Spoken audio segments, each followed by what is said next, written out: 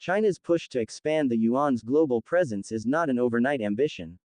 It is the product of decades of careful planning, policy experimentation, and strategic maneuvering in the face of a global order that has been dominated by the US dollar since the mid-20th century. Welcome viewers to my channel. Please subscribe, like my video and turn on notifications so you don't miss our next update. To understand the current wave of reforms, one must look back at the unique position the dollar has occupied in world finance, the vulnerabilities now being exposed in that system, and how Beijing is leveraging this moment of uncertainty to push forward its long-cherished dream of renminbi internationalization. Since the Bretton Woods Agreement in 1944, the dollar has been at the center of global trade and finance.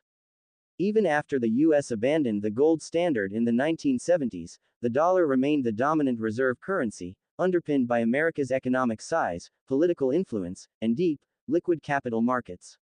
Today, it accounts for nearly 60% of central bank foreign exchange reserves and is used in almost half of all global trade settlements. Oil, commodities, and raw materials, the lifeblood of modern economies, are overwhelmingly priced and transacted in dollars, giving Washington enormous leverage over the global system. But this dominance has also bred dependence. When the U.S. Federal Reserve raises interest rates, countries around the world feel the impact. When Washington imposes sanctions, even distant economies can be cut off from vital trade channels because dollar transactions flow through US-linked systems. For nations wary of American hegemony, including China, this reliance on the dollar represents both a vulnerability and a strategic disadvantage. China, the world's second-largest economy, has long been aware of the risks of dollar dependency. Its leadership has spoken repeatedly about the need to create alternatives, both to protect its own economic stability and to reshape the balance of global finance in a way that reflects its rising influence. The People's Bank of China (PBOC) has been experimenting with reforms since at least the early 2000s, gradually opening select financial markets, encouraging offshore yuan trading in hubs like Hong Kong, London, and Singapore, and signing bilateral swap agreements with dozens of countries. The goal has been to slowly create the infrastructure necessary for the yuan to function beyond China's borders, without triggering destabilizing shocks at home. The latest measures, such as expanding foreign access to futures markets, establishing digital yuan centers, and easing collateral requirements, reflect a broader confidence that China's financial system is now mature enough to handle greater global participation. By allowing overseas investors to trade more commodity-linked contracts, Beijing is trying to make the yuan indispensable in markets that matter most: raw materials, energy, and industrial goods. Commodities are not just about trade, they are about power.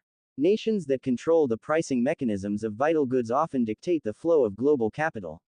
For decades, the dollar's role as the settlement currency for oil and raw materials has ensured its dominance.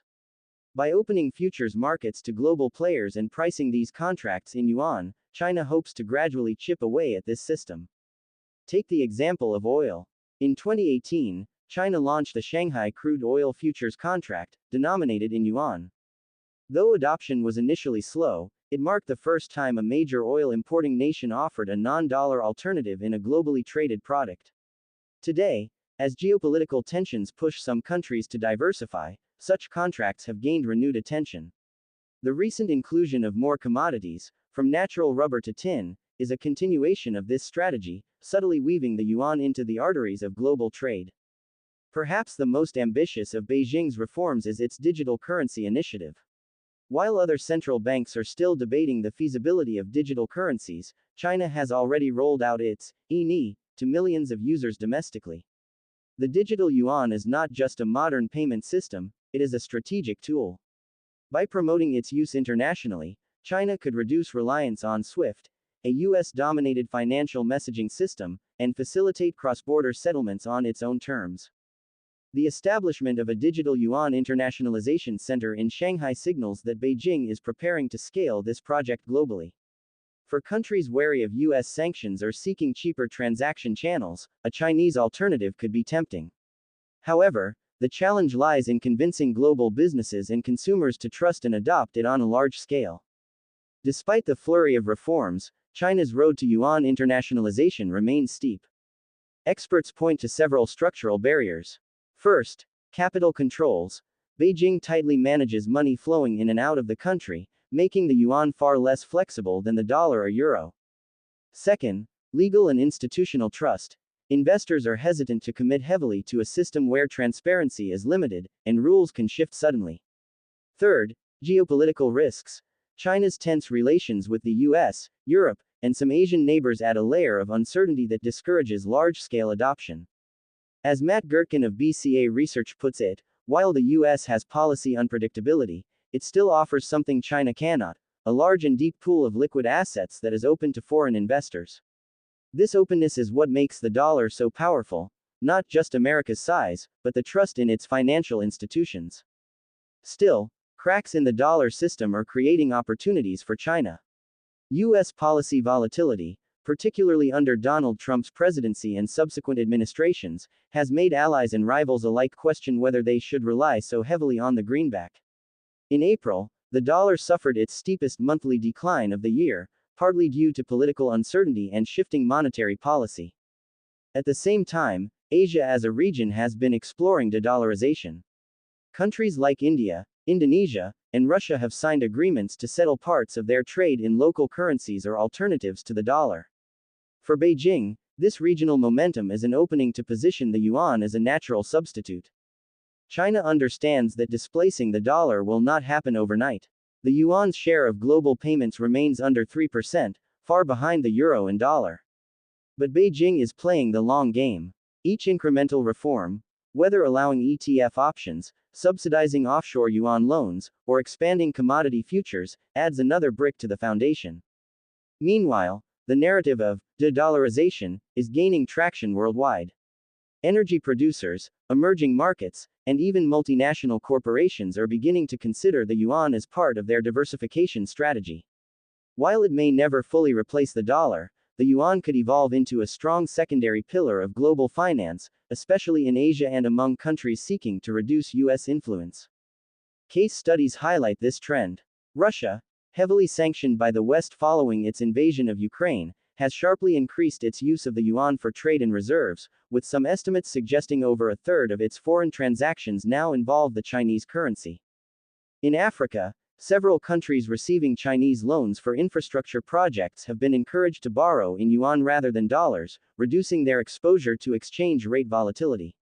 In the Middle East, Beijing has courted oil producers with the prospect of yuan-based crude contracts, signaling its intent to chip away at the petrodollar system itself. But the yuan's global journey is not without setbacks. Data from SWIFT shows fluctuations in its international use, with its share of global payments falling from 5th to 6th place in May, at just 2.89%. By contrast, the US dollar remains nearly half of all payments, while the euro accounts for almost a quarter. These numbers underscore the scale of the challenge ahead. While the yuan is growing in influence, it is far from displacing the incumbents. Yet the momentum is unmistakable. In Asia, regional economies are exploring ways to settle more trade in local currencies, spurred by both economic logic and geopolitical concerns. Policy uncertainty in Washington, coupled with an increasingly multipolar world, is driving diversification. Investors are also recognizing that holding yuan assets can serve as a hedge against dollar volatility. As Ning Sun of State Street Markets explains, overseas investors looking to diversify away from America and hedge against U.S. assets are also boosting the yuan. The path forward will be uneven, marked by both breakthroughs and reversals. But if Beijing continues to expand market access, strengthen its financial infrastructure, and align its currency strategy with broader geopolitical ambitions, the yuan could gradually evolve into a credible counterweight to the dollar. It may not replace the greenback entirely, but in a future marked by multipolarity, the yuan could be one of several pillars sustaining the global financial